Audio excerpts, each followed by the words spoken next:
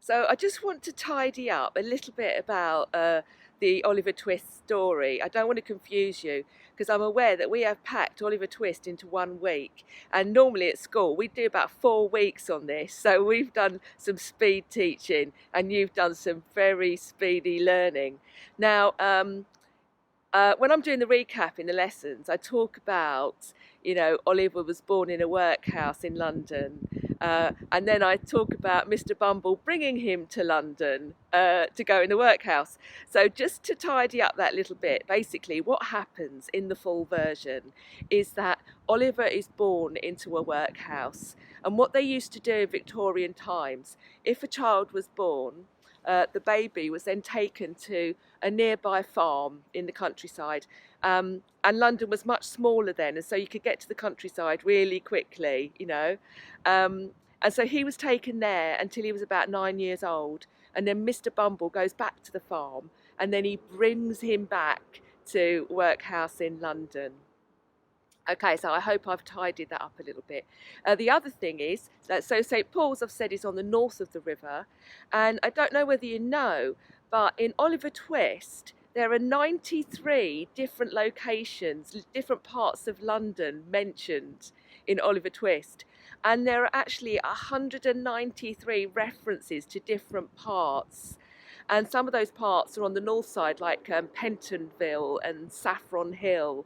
And some of them are on the south side, which is Jacob's Island and St. Saviour's Wharf and Bermondsey, where Mr. and Mrs. Sowerby had their coffin shop. So here I am, I'm in Bermondsey, and there are a couple of characters in Oliver Twist that lived in Bermondsey, and they ran a coffin shop.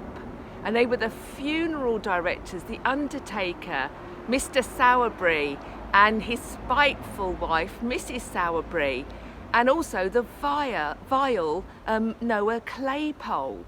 Now, you might be able to see there's a notice there, it says Bermondsey Gallery. So they've got a little art gallery down here now. And then we've got Logo Press here, and they do digital embroidery. Oh, they wouldn't have had anything like that around when Oliver was around. I just thought I'd show you what the street looks like now. But strange to think that Mr. and Mrs. Sowerby would have lived in a street like this. Now, I'm at a place called St. Saviour's, and Charles Dickens, who wrote Oliver Twist, he based the character of Fagin on a real person. And this is where the real Fagin lived and operated. And Fagin was a criminal. He was really horrible. And he was a swindler and a thief, and he manipulated people. And this is where the real Fagin lived, in the real Victorian London. I'd do anything for you, dear. Anything for you, mean everything to me. So behind me is London Bridge, and I've got to say, I've read about London Bridge in Oliver Twist, and I was hugely disappointed when I turned up and saw this example of brutalism. Brutalism is a type of architecture that was very popular after the Second World War, I think. And it's very modern, and I was expecting something kind of gaslighty, gaslighty and Victorian. It's not Victorian. But Charles Dickens, when he wrote Oliver Twist, he would have featured the 1837 version of London Bridge, and we all know who came to the throne in 1837. So London would have been much smaller in Victorian times. I think you might remember me mentioning that Oliver meets Jack Dawkins, the Artful Dodger, in a place called Barnet. Barnet would have been a fair way outside what people called London.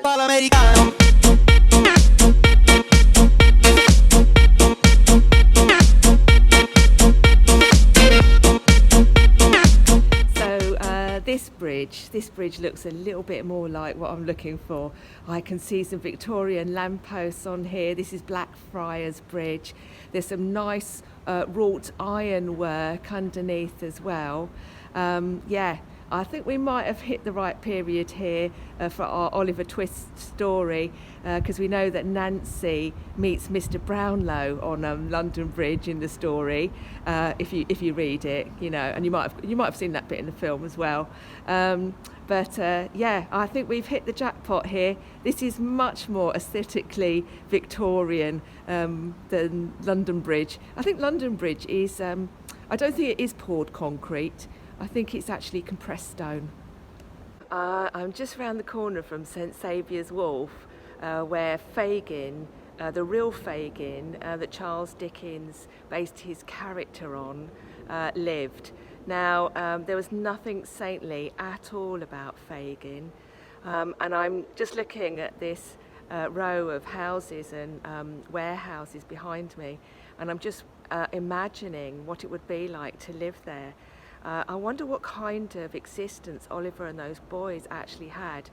They must have lived in very cramped conditions. I don't think they had sort of like a routine at all. You know, I don't think they had sort of breakfast, lunch and dinner.